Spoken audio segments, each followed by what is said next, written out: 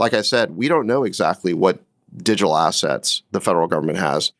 I've seen reports that it might have, for example, 50,000 ETH, which is Ethereum. But again, we need to get to the bottom of that. When we figure out exactly what the assets are, we're going to move them into the digital stockpile. The purpose of the stockpile is responsible stewardship. It's a place for safekeeping. It's a centralized, you could say, account under the direction of the Secretary of the Treasury. And the Secretary of the Treasury will figure out how to maximize the values of these holdings. Now, there's a couple of important differences between stockpile and reserve. So one is the reserve, the executive order actually provides that the Secretary of the Treasury will not sell the Bitcoin. Okay, we're prohibited from selling the Bitcoin.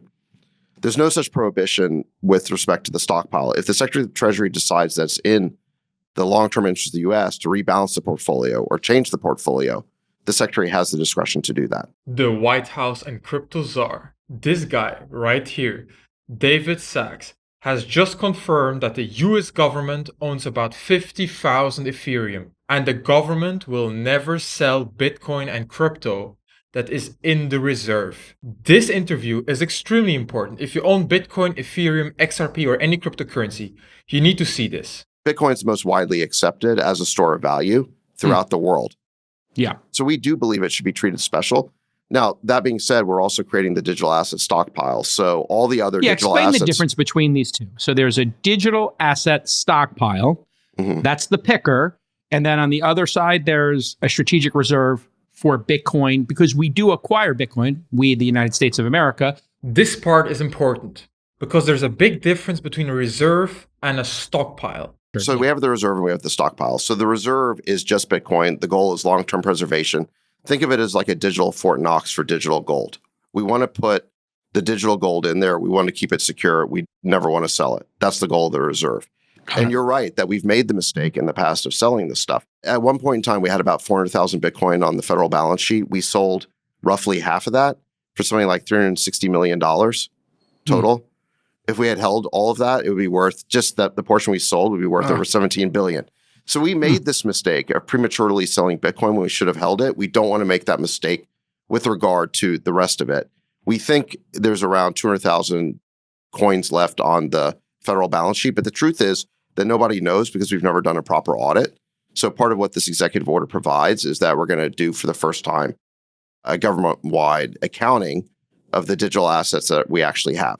So, and if digital assets emerge in some department, I don't know, the FBI seizes some, the CIA seizes some, I don't know which organization winds up having them, they're going to be legally required to report that and then put them in the reserve. Well, they'll be legally required to report it, and then they'll go in the reserve if there's a final adjudication. So, obviously, if those coins could go back as restitution to victims, or if the person who they were seized from wins their court case and gets them back, they're not going to go into the Federal Reserve. But if there's been a final adjudication and a final forfeiture, yes, those will go into the reserve. This is very interesting. David Sachs, the White House crypto czar. The US government doesn't know how much Bitcoin or Ethereum or XRP or crypto that they have. The US government has no idea how much they actually own in cryptocurrency, and the reserve is meant to never sell, ever. But the stockpile, the crypto that will end up in the stockpile, they can sell. So this is what he just said. Now listen to why David Sachs never wants to sell Bitcoin. Yes, he wants to hold Bitcoin forever, and listen to this explanation. Yeah, we're not picking favorites, obviously, except I will say this. We do think Bitcoin is special, and I can get into the reasons explain why. That's a great thing, yeah. Well, Bitcoin's the original cryptocurrency. It's the first one.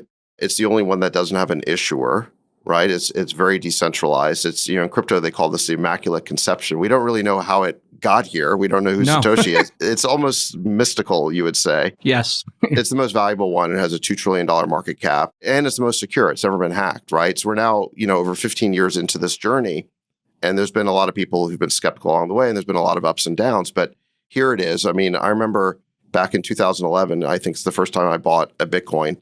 I think it was at $120. Now it's at $90,000. Again, there've been all sorts of wild swings along the way, but this thing just keeps chugging along. And you can think of that $2 trillion market cap as like a $2 trillion bug bounty. If there was a way to hack this, there's every incentive in the world And by hack, I mean like to double spend, create basically a counterfeit Bitcoin, I guess would be the way for people to think about it. And so the security, a miracle it hasn't been compromised. I think we can all say that. Well, I don't know if it's a miracle. I think it's exceptional design.